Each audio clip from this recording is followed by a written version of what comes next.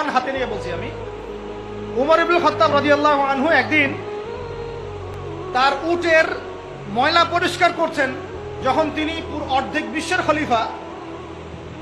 বিশ্বের খলিফা উটের ময়লা পরিষ্কার করছেন। আলী ইবনে আবি তালেব এসে বলছেন, ইয়া আমিরুল মুমিনিন, আপনি আপনার পরবর্তী খলিফাদের উপরে কত কঠিন বোঝা চাপায় দিচ্ছেন। এত কিছু করার পরে নিজে উটের ময়লা পরিষ্কার করছেন, আমাদের জন্য এত কঠিন করে দিলেন খেলাফতের দায়িত্ব।